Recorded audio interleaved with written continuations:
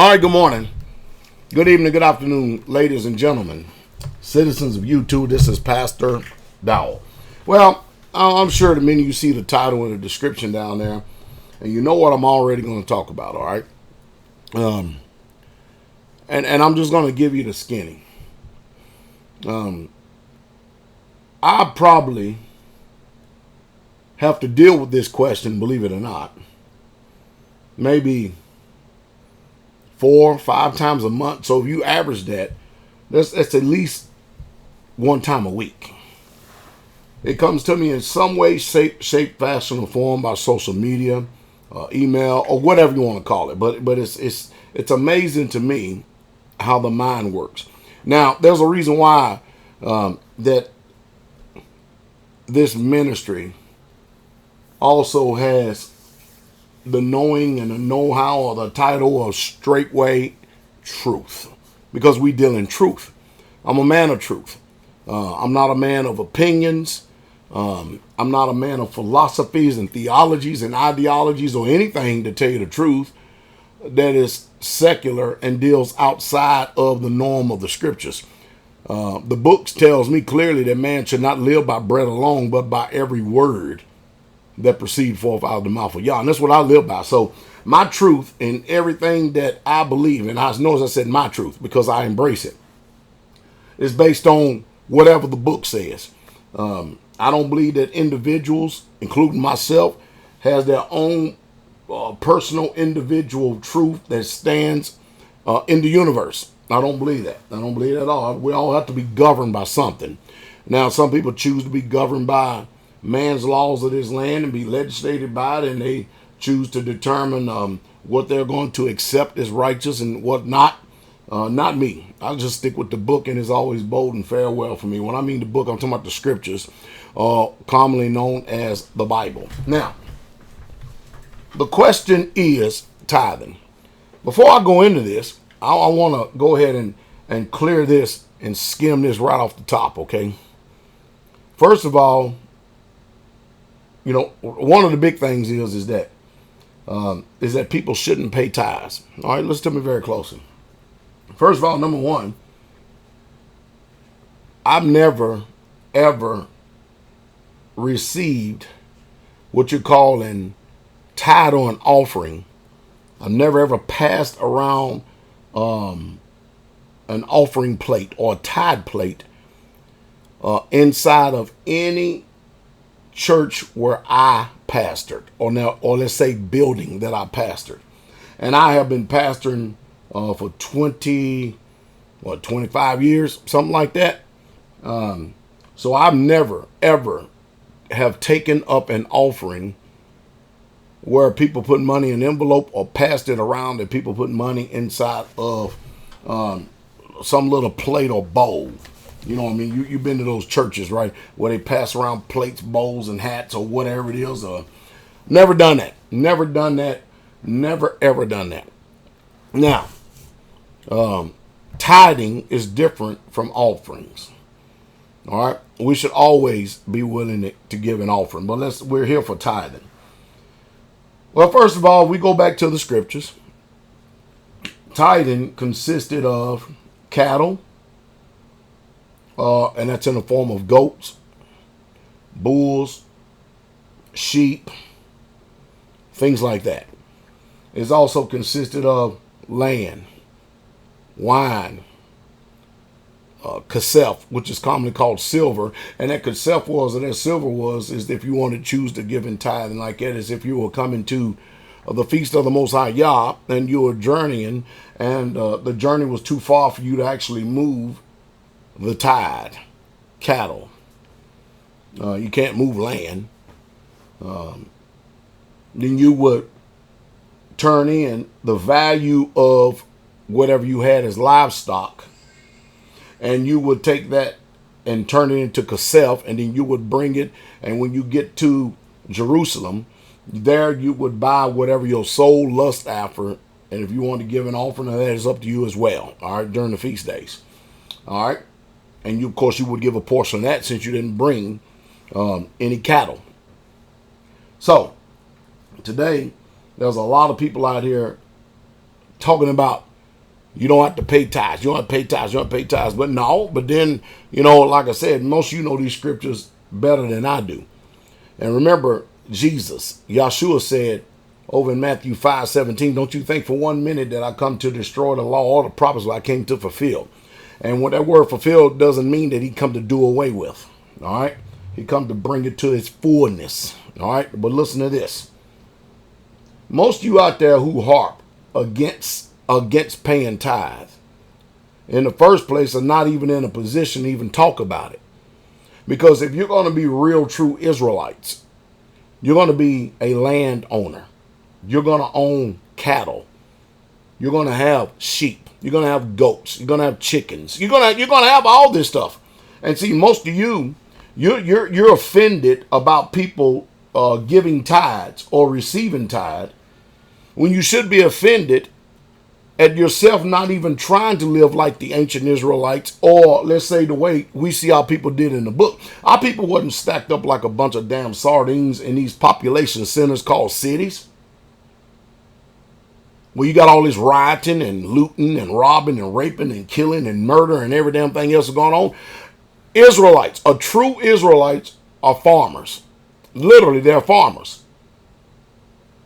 Abraham was a farmer. They were farmers. I mean, they tend about sheep. It's amazing to me how far we remove ourselves from doing what the word says, and then we justify ourselves because we got every other hypocrite around us that's so-called preaching and teaching and handling the word. They stuck in these population centers and cities, and they don't have no clue whatsoever at all what to do if the proverbial crap hits the fan. You have no food storage. You have no resources. You don't have a place to, you have no land. You have no title. You don't have no land that you can even protect and preserve by a firearm. You don't grow any food. And you call yourself an Israelite. And many people out there, if you look on this internet, they call themselves priests. And they never have ever even butchered a damn deer, and they call themselves a priest. They never even butchered a chicken, but they call themselves a priest. They don't even know how to field dress a deer. See, so what you got people making these nonsensical arguments, thinking they have a perspective and point of view when they're hypocrites themselves, don't even live like what the book says. Nowhere near in shape, fashion, or form. Now, the book says, give and it shall be given to you. Good measure, pressed down, shaken together, and running over shall men give into your bosoms. Maybe that's the reason why that the palmer worm and the canker worm and everything else is eating out your substance and keeping you spinning in the wheels of debt. Making it also so that your conscience can't even grasp this truth that I'm telling you when it says, come out of her, my people, and come out from among them, and be ye separate, saith the Lord, and touch not the unclean thing, and then he would receive you. But see, instead of coming out, you people want to be comfortable rubbing elbows with the Gentiles. You want to get out there and cuss out Gentiles. You want to tell them that you are the Israelites, you are the people, but you don't live nothing like the people of the book. They that preach the gospel, they that preach the message must live the message. And that's the reason why your words fall on deaf ears, because nobody's listening to you, because you don't mimic what the word says. You don't look nothing like the book whatsoever at all. And so you come up with these arguments and try to think that you got something, and you're really in no position whatsoever at all to debate or argue, because you don't live like the ancient Israelites. No way, shape, fashion, or form. Putting on the garments and wearing teat seats and tassels and stuff does not make you an Israelite. You've got to live like an Israelite. You've literally got to live like an Israelite. And see, and that's where I come into play, because see, if I have been called disparaging names and comments once, it's been 1,000 times over the year, especially when I started. When I first moved out on this land here in 1998. All right. Man, can you imagine what I looked like with the general populace and everybody else, with my natural family disowning me, calling me a fanatic, crackpot, kook, and everything, cult leader, and everything else under the sun. Everything under the sun. And can you imagine? But look at this. Now, I am, let's fast forward this, some 22 years later now? Now, I am the most sought after pastor in the United States of America concerning community living, how we should be living as a people, and how to separate for ourselves from the world while we're in the world, but we're not of the world. To where we can actually be out here and live a quiet and peaceful life, to where we can have our own schools on our own land, to where we have our own dining hall, where we have our own greenhouses, our own fields to plant food in, our own cattle, our own livestock. We have bulls, we have goats, we have chickens, we have sheep. We've got our own. We have a pond that's stocked with fish. We've got land out here. We got land. So if there's anybody out there that could be an example of showing you how we should be living as a people, because look at all the civil unrest that's going on in this world right now. So guess who is blessed? Well, people 3 times in a year, they come to the land here. And not only that, Paul even said, man, look at this. I have robbed other churches. I have robbed other assemblies just to make sure that you are accommodated.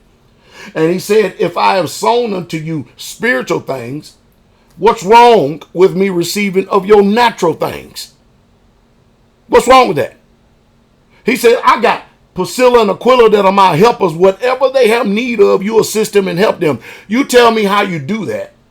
And you tell me if you're going to continue to keep doing what you call churching and assembly and meeting and camping and everything else, how are you going to keep the lights on in the building? Is the preacher supposed to do that by himself?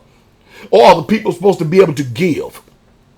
So many of you harping about tithes. No, I guess we could throw in Malachi. No wonder many of you are cursed with a curse because of the way that you process thought.